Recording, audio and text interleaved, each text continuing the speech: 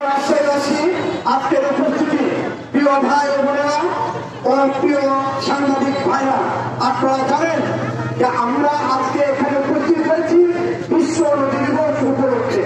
সারা বিশ্বে যখন নদী দিবস পালিত হচ্ছে তখন আমরা আজকে অতি কষ্টে রাজশাহীতে দাঁড়িয়ে এই রোদে এই গরমে আমরা সরকারের কাছে আবেদন জানাচ্ছি।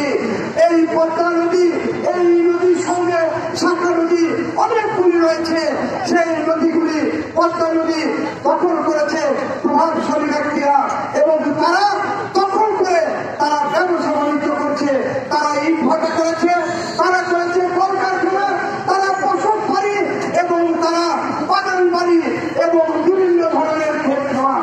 আমরা বলতে চাই এই শহরকে রক্ষা করেছে এই বাঁধ, এই 17 কিলোমিটার বাঁধ যদি না থাকতো তাহলে কিন্তু এই বিভাগের শিক্ষা নগরী থাকতো না।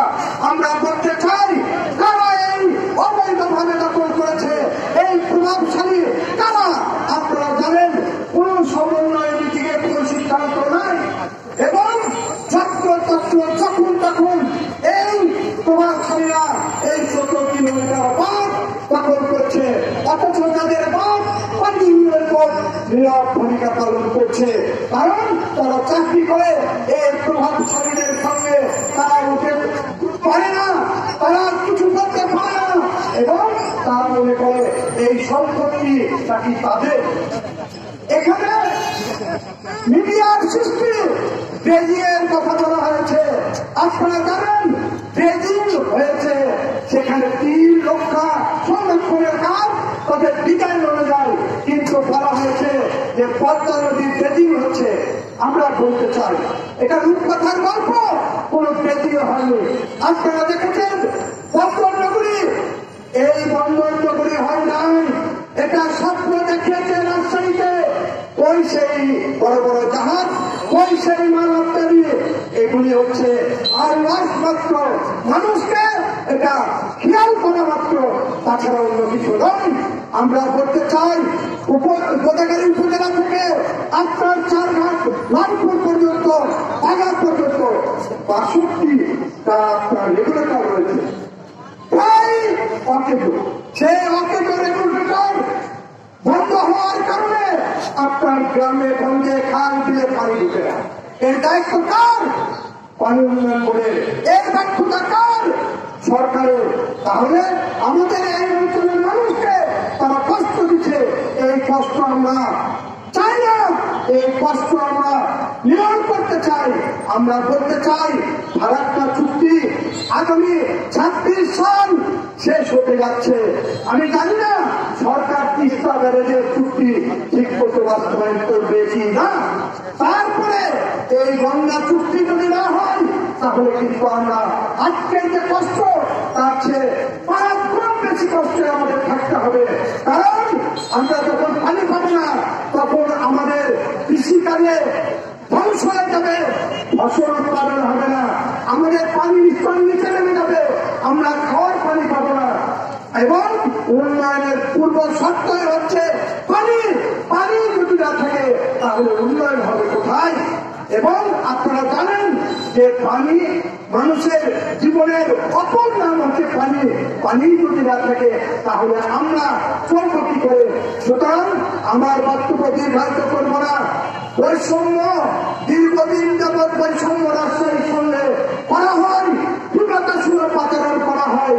আপনারা জানেন এই যে বরাক মেশিনের যে প্রকল্প গ্রহণ করা হয়েছিল, সেই 520 কোটি টাকার প্রকল্প পুনরায় সেই আমলাতন্ত্রিক জটিলতায় সেই ফাইল আবার ফেরত পাঠিয়েছে। আমি জানি না কোন ক্ষমতায় কার সবাই।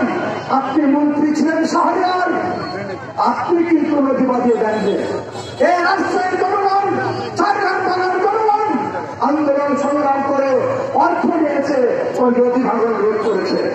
আপনার কোন ভূমিকা ছিল না।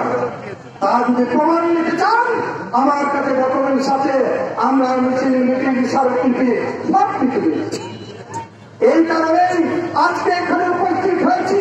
কত কষ্ট না, কষ্ট মহিলারা, কষ্ট মানুষরা আমরা এখানে উপস্থিত হয়েছি।